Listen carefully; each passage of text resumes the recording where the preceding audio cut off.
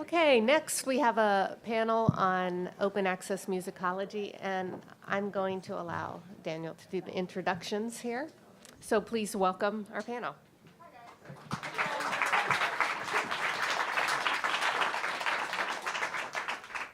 Good morning. Thank you all for coming today. My name is Daniel Barolsky. I'm currently a professor at Beloit College and also the editor of Open Access Musicology, the acronym of which is OM, a new pedagogical resource composed of student-centered, peer-reviewed musicological essays that we intend to unveil, we hope, later this fall, and to continue growing in the distant future. I'm joined by three members of the editorial board: Sara O'Connell, Skidmore College, Louis Epstein from St. Olaf College, also our associate editor, and Sara Haefeli from Ithaca College. We have a short presentation for you today, broken up into four even shorter parts, that will provide you with some history, an explanation of what we are and how we work, and a vision for the future. We have intentionally left about 15 minutes at the end, not only to answer questions, but also to solicit suggestions and feedback from you. I look forward to hearing your thoughts, and we will begin with Sara O'Connell speaking about what we see as the issues and problems with conventional course text. Speaking about issues and problems, I don't really think of myself as a complainer, but the assignment of speaking about issues and problems and flaws and challenges was an assignment that I could really sink my teeth into. Everyone in the room will find familiar some of the critiques that I'm going to mention. In fact, these critiques overlap with some of the very same issues that bring us together for this annual conference. So, on the one hand, traditional style history courses, those surveys of major composers, canonic works, and style movements, have become a maligned institution. They are accused of carving up the past into artificially neat chunks, overemphasizing certain connections while obscuring others, and ultimately failing to account for musics that don't fit dominant paradigms. The canon that these courses perpetuate is focused narrowly on the music of the economically elite and the masculine expressive imagination. Musical works are solidified as things, objects represented by the score, and as a result, approached chiefly by formalist methodologies. Professors, constrained by the density of style history textbooks, are left with little or no time to expose students to critical approaches and the interdisciplinarity that actually characterizes the field. So music history comes across as a separate field from musicology, not to mention ethnomusicology, popular music studies, sound studies, and so forth. One of the vehicles through which this process takes place, the textbook, is extremely expensive, not to mention unwieldy, consisting of multiple separate components, including the printed text, the recordings, the anthology, and the online resources.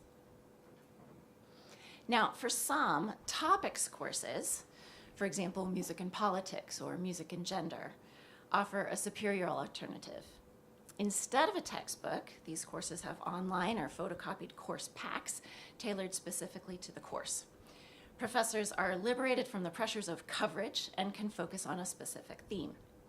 Students are supposed to learn to ask questions, find their own answers, and develop an explorative and critical relationship to music history.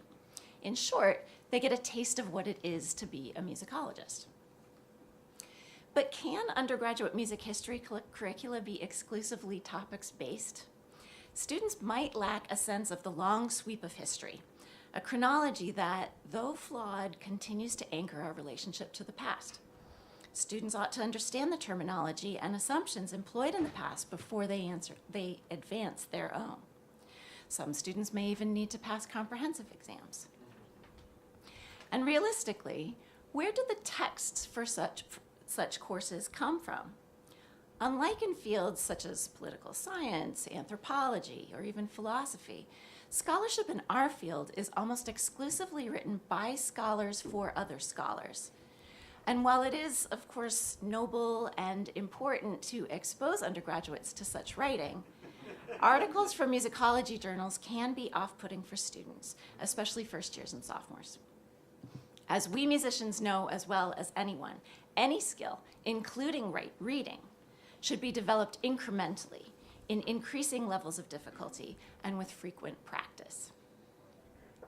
So So that roughly sums up what we see as the current state of affairs. And now Lewis will describe what open access musicology is and how it will enable us to address these challenges. Thanks. So to address the many problems that Sara presented, we are developing a freely available, web-based, multi-author essay collection that offers scholarly perspectives on representative topics and issues to a student audience. We're calling it open access musicology because the freely available and open access pieces are so central to our conception. It is unsustainable and unfair to ask students to pay more and more for textbooks that aspire to ever greater comprehensivity when students are only using portions of what they pay for. Like a textbook, open access musicology, or OM, is student-centered, meaning that authors write in an accessible, pedagogically self-aware style.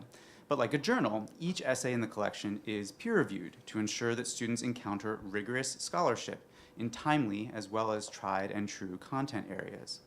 We're encouraging authors to be self-conscious and transparent about their methodologies, sources, and motivation, so as to model rigorous musicological research and writing for students.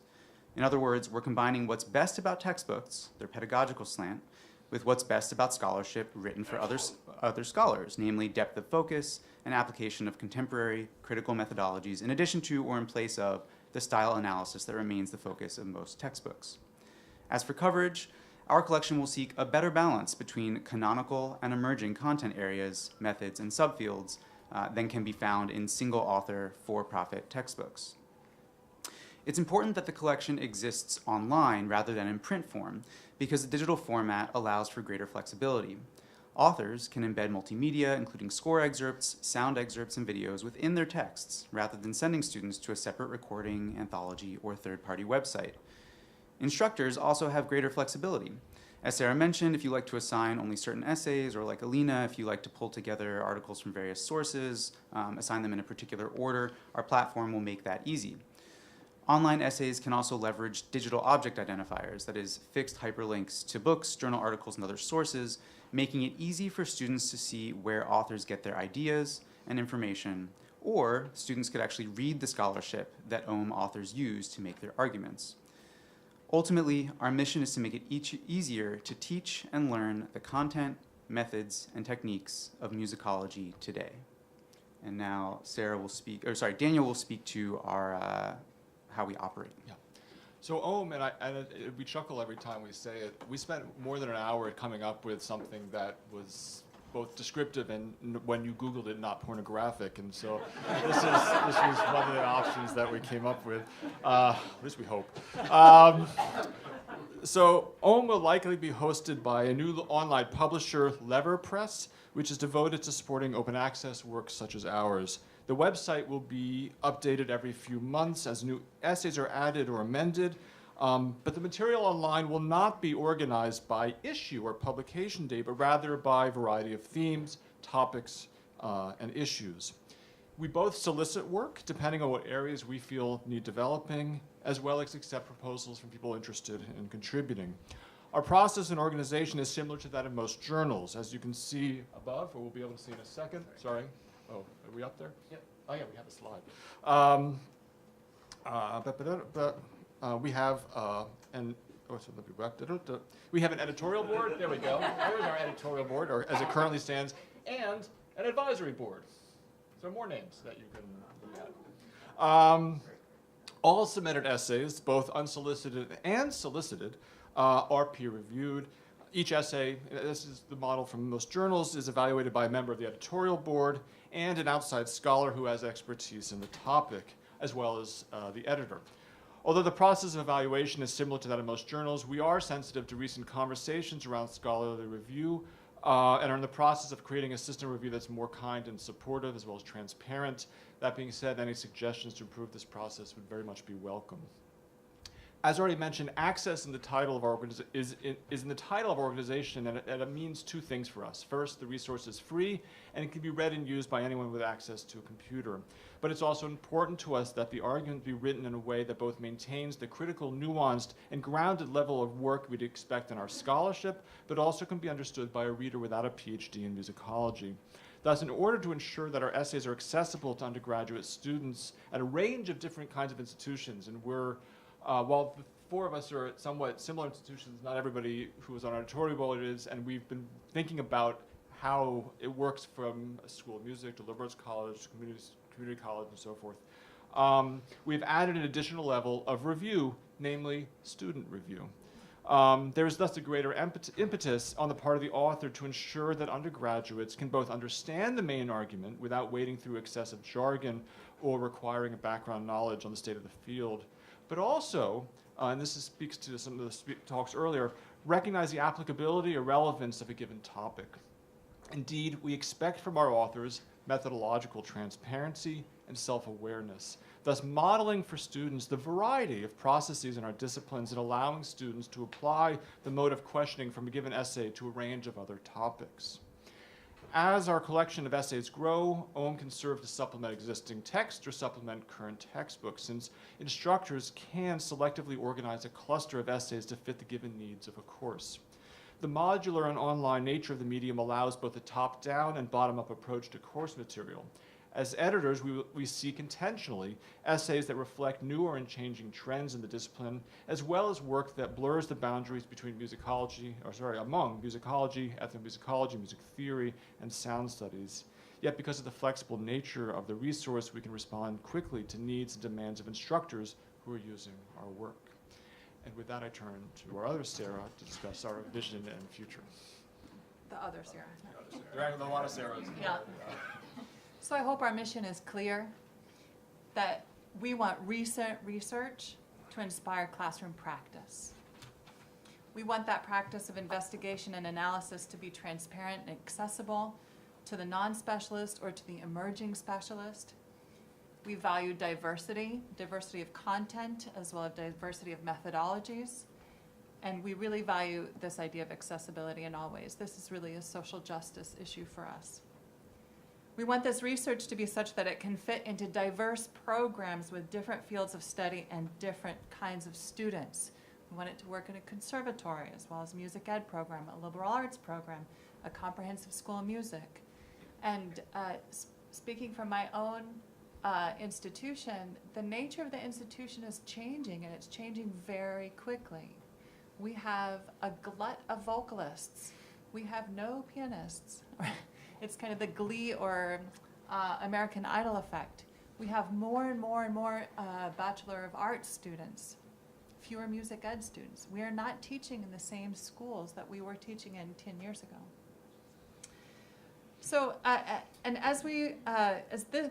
this is where we need you as creators and as peer reviewers of this content. We have assembled a fantastic advisory board, and we are dedicated to maintaining high quality standards. Articles will have release dates attached to them for the purpose of citation, so that they can be cited in other publications.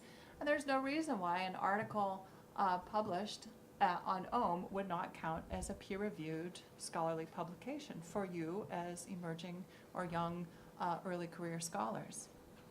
So our near future goal is to put this thing together, put this collection of resources together. Our long-term goal is for it to be used. So we want to be able, and for it to evolve. This will require support for faculty who are interested in changing the way that they teach, but who might be hesitant to take on a new project. It's scary to teach in a different way, or teach in a way that we're unfamiliar with, or teach in a way that that wasn't modeled for us as students. So part of our mission is to make the process of teaching as transparent as the process of research and analysis. Having a problem in research is seen as ideal, but a teaching problem is something to hide or fix, and we want to change that. We want to support the professors who are interested in the scholarship of teaching, recognizing that it is just like other research. It is sparked by inquiry. It takes time. It takes critical review and evaluation, and it needs to be shared with a wider community. We want to support you in this goal. Thank you.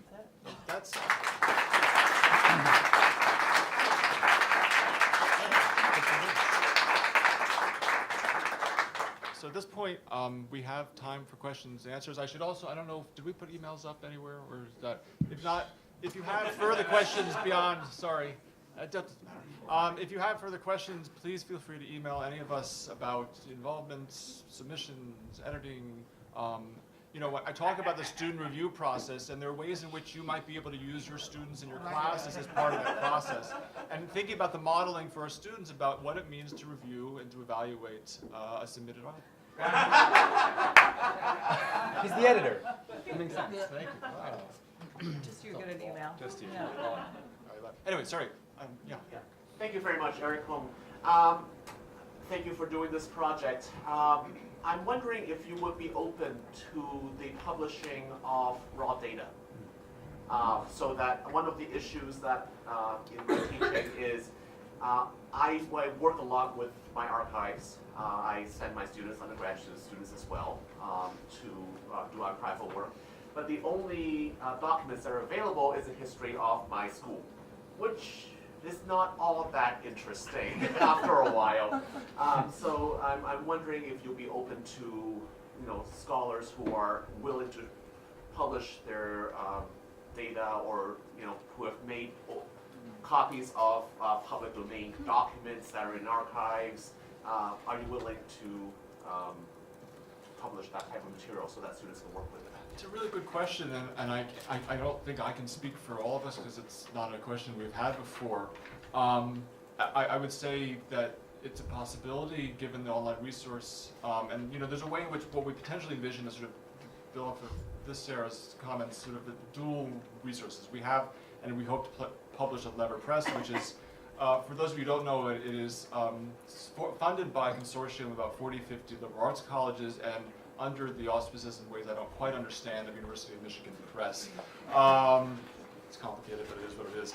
And then we also envision a second website that is a supporting of teachers, and there's ways in which those can come together, thinking about how we might use the resources, and data certainly could become part of it. One of the things that for me is the motivating force, and also for getting people to think about, and I think it's something you could very easily do, is we want to make sure that anybody who's publishing anything on OHM is put in the position of having to justify, as much as it seems like a challenge, of why what they're doing matters and how it can be applied elsewhere. And so to answer, for example, a conversation I had with a scholar who's we hope will be writing for us soon, who does work on popular music, who said that in her entire career, she's had to work very hard to justify why her work matters in the current climate. And my response to her was, on the one hand, callous, which is, you still have to do that. But the flip side is, so does somebody writing about Beethoven, where in the past it's Beethoven, so of course it's important. And so, and this is not to belittle one side versus the other, but it's just that's something we need to think about. I mean, again, going back to what is important for the state of the field today, and how can it be transferred to other ways of thinking. So, absolutely, and it's a really interesting idea, and something we could build on. Could I just add, you mentioned Lever Press. Yes. And I'm thinking that, I'd like to think that the editorial board's response to Eric's question would be along the lines of the response that Lever gave to us when we proposed this project. They said, is it a textbook? And we said, no. Yeah. And they said, well, is it a journal? And we said, no. And they said, well, what is it? And we said, well, it doesn't exist yet. So you're sort of saying something similar to us. Like, it's not an article, it's not raw data, but Lever said to us, well, that's why we want to do it, because it doesn't exist yet. So I hope we would be in the Yes, position to absolutely. say the same thing.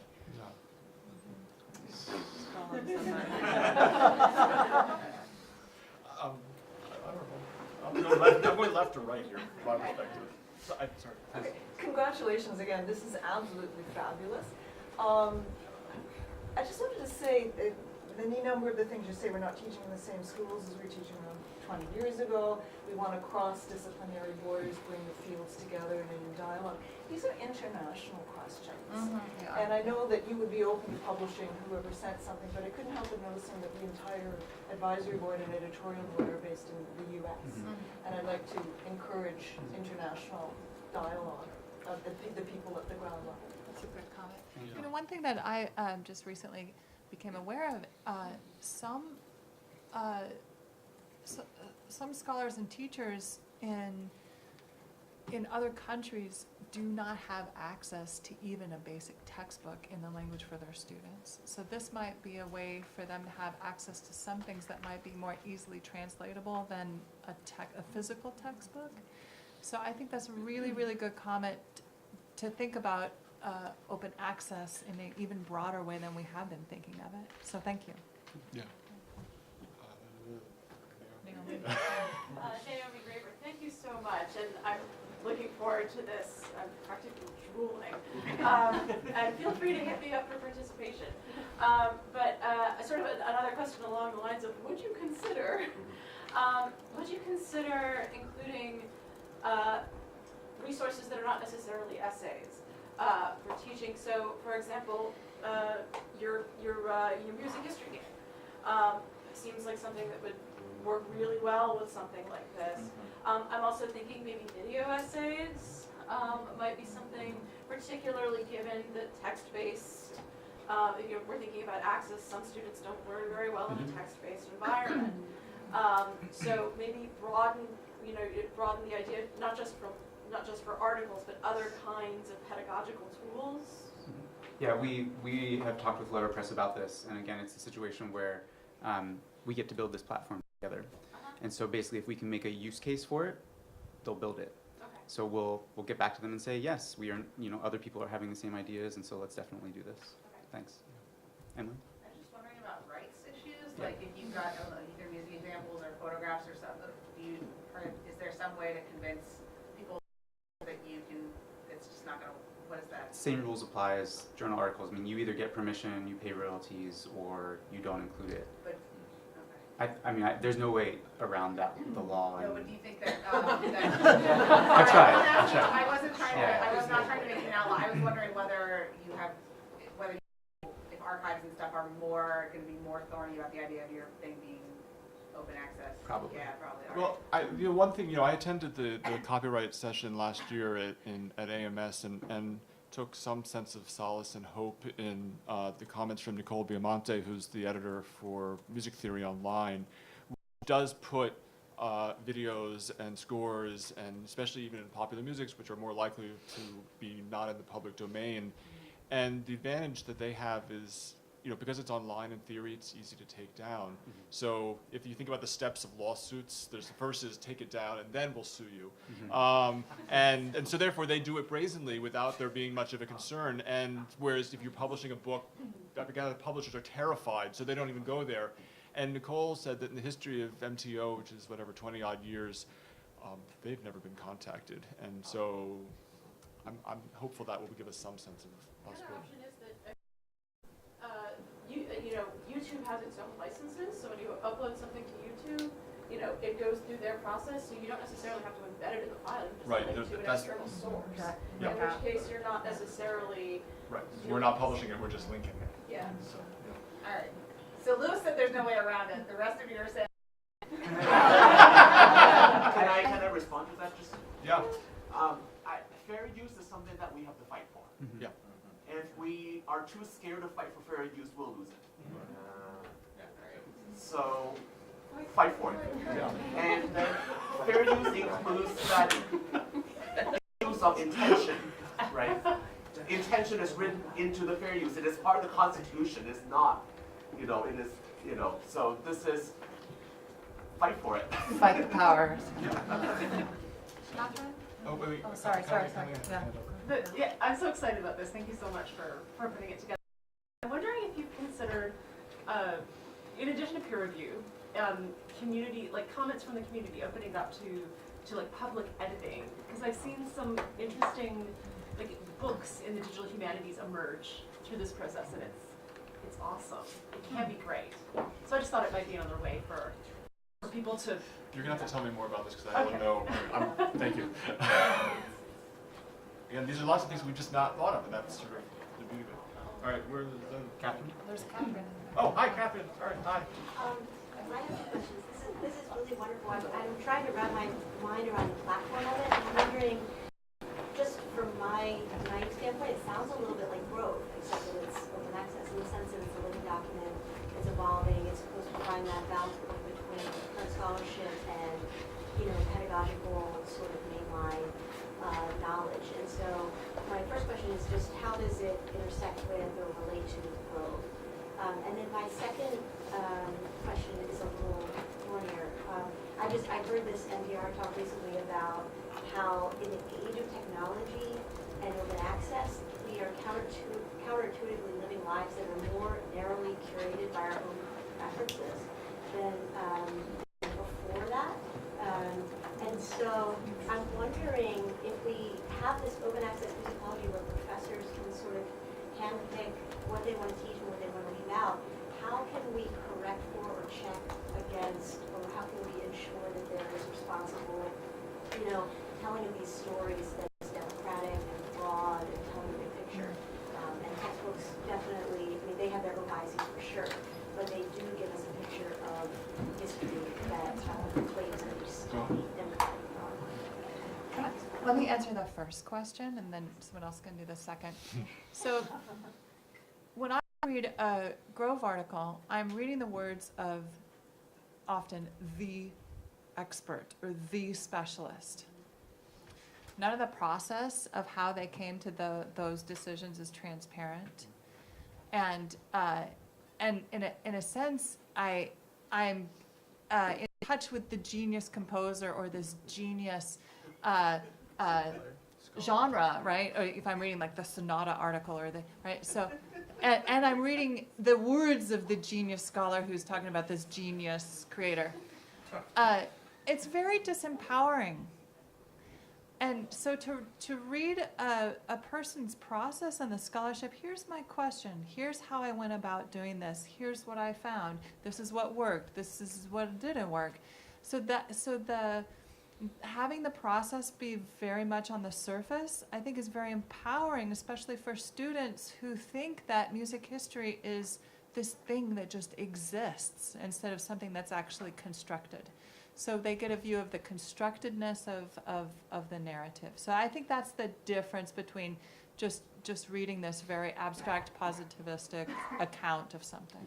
If I could piggyback on that, two elements of the Grove, your other question. One is Grove costs, like Beloit College can't afford Grove. So, because we're a tiny department and the resources just don't, we have the paper copy, but, the other big, just to piggyback on Sarah, one of the things that we are asking authors to do is really put their identifications at the beginning. So we're asking that every author begin with a sort of autobiography, so that it's not the Burkholder, the Haefeli article, but it is, here's this person who has a particular angle, has a background that has shaped the direction that the essay takes, and then it's going to be very distinct from the other authors. And so, it's in this biography, there's a way in which, I speak as someone who is obsessed with recordings, and that got me thinking about Glenn Gould, and it put the chip on my shoulder that you've all seen. And this is where I've gotten to the point that I'm asking these questions, writing this essay on Glenn Gould.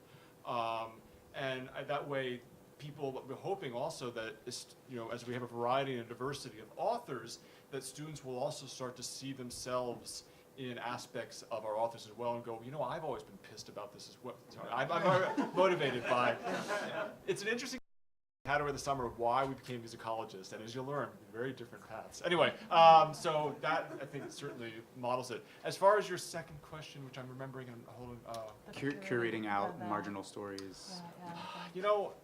Knowledge is policed in so many different ways. And my hope is that there's a way in which this opens it up, but I don't know. Well, let me just say one real practical thing, right? Yeah. I think our articles will be replete with cross references, Yeah. and those cross references will be hyperlinked. So a student with initiative will find him or herself going to other articles that Yeah. weren't assigned. Yeah, and the same for the instructor. I mean, the hope is if you're going for the things that you're comfortable with, but you see that link, I've never thought about teaching that. Let me bring that in. So, One more, and then we need to break for lunch. But you can discuss this over lunch. Wait, Andrew, who am I calling on? Call him Matt? Otherwise. Oh, wait, I was told to call him Matt. Yeah. Sorry, John, I'd rather everybody else. I have a comment and then a question. One, the name, while wonderful, to me as a teacher would not connote what this is Oh.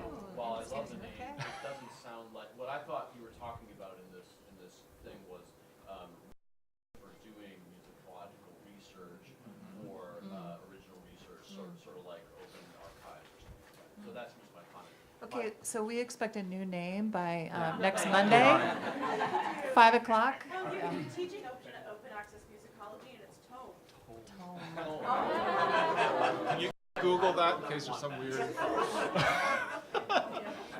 So my question though is I'm still trying to hone in on what these articles will look like. So are they sort of like blog posts along the line of what's on the Avid Listener, where it's a really focused topic, but somebody is writing for a general audience, or is it more like there's going to be sort of summary type of things where you're going to ask somebody, okay, give me 3,000 words on the orchestral tradition in the middle of the 19th century, where it'd be easy to plug these into a course and say, all right, instead of reading the chapter that Burkholder has written on this topic or whatever, read this and or read these 3 articles instead that are going to ostensibly address that subject. So having written for Avid Listener, and I love the Avid Listener very much, and I love that my articles on Avid Listener are signed and read. That's fantastic. What we really imagine is that it would be a layer between Avid Listener, which is really designed for any reader of given intellectual or ability, to these are really music history students. So here's textbook, here's Avid Listener. We're somewhere between those two.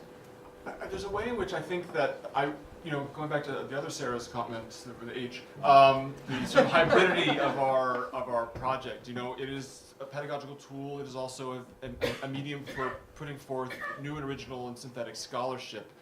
I'm hoping to tap into people's egos down the road insofar as if, again, I have a lot of fantasies about this project, but should it take off, my hope is that if somebody has something, a really idea that they want to pass on, to get the readership of 2,000 students and a few hundred instructors is going to have a greater impact than it gets read by 25 people. Again, my fantasy.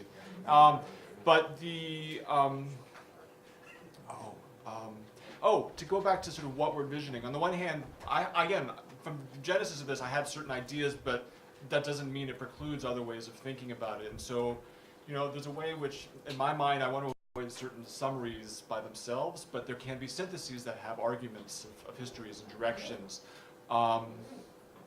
There's also a way in which, and this is really thinking about those of us who have to teach broad swaths of history and topics that are outside of our comfort zone, which of course I assume is everybody.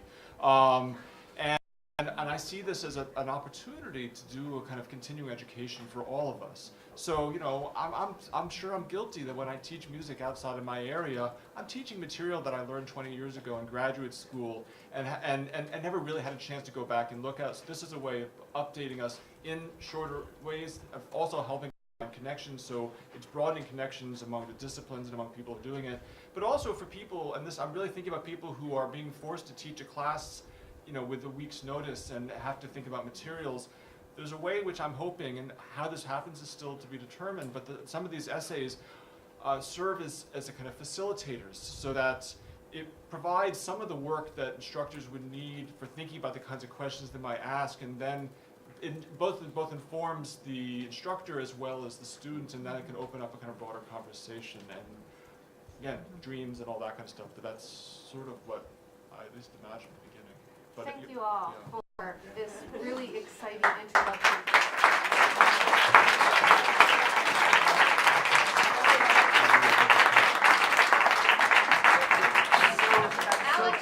We have a lunch break until 1 o'clock, a session from 1 to 2, and then ice cream at 2. So make sure we're back at 1 so we're not late. We want full time.